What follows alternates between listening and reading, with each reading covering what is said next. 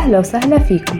بما إنه الأجواء حارة في فصل الصيف رح أشارككم أحد وصفاتي اللي ممكن تكون حل سريع وسهل لعمل وجبة متكاملة باردة ومنعشة، وهي سلطة المعكرونة مع التونة، مصدر للنشويات والبروتين وكمية كبيرة من الخضار، ورح تلاقوا المكونات مكتوبة في صندوق الوصف. لعمل سلطة المعكرونة مع التونة رح نحتاج إلى 1.5 كوب من المعكرونة أي شكل بتفضلوا، أنا رح أستعمل الفوسيلي باستا،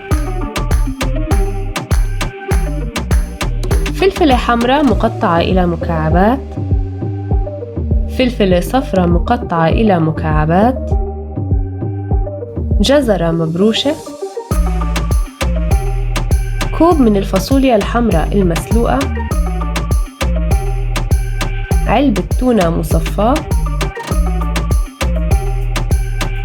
نص كوب من الزيتون المخلي، 1/3 كوب من المايونيز،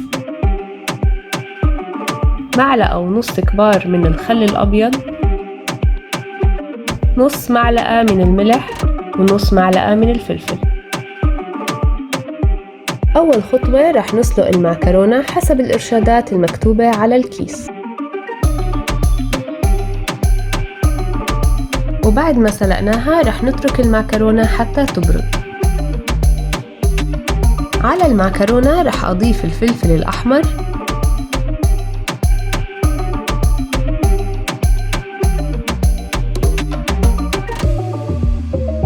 الفلفل الأصفر،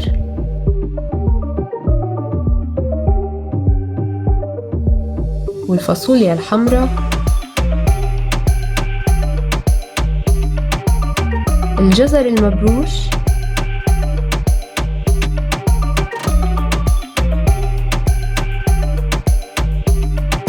التونة،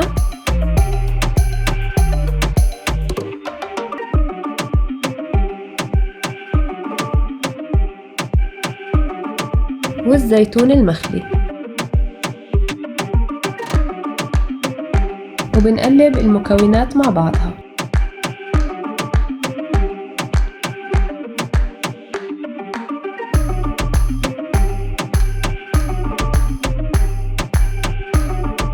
لتحضير الدريسينج رح أضيف على المايونيز الخل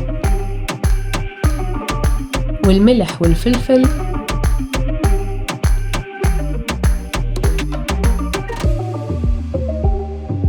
وبنقلبهم مع بعض بشكل جيد لحد ما صارت جاهزة بهذا الشكل. وفي آخر خطوة رح نضيف الدريسينج على السلطة،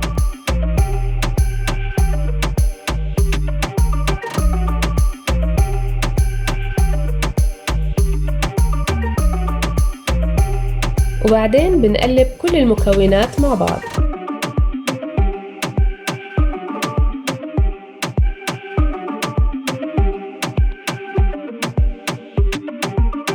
وهيك صارت السلطة جاهزة.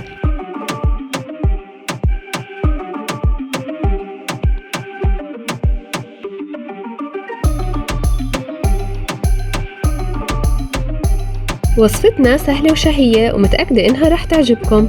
شاركونا برأيكم في التعليقات، واعملوا لايك وشير للفيديو وسبسكرايب للقناة، وشوفوا الفيديوهات السابقة. لا تنسوا تفعلوا جرس التنبيه حتى توصلكم كل الوصفات الجديدة. وصحة وهنا مع فليفرز باي رنا.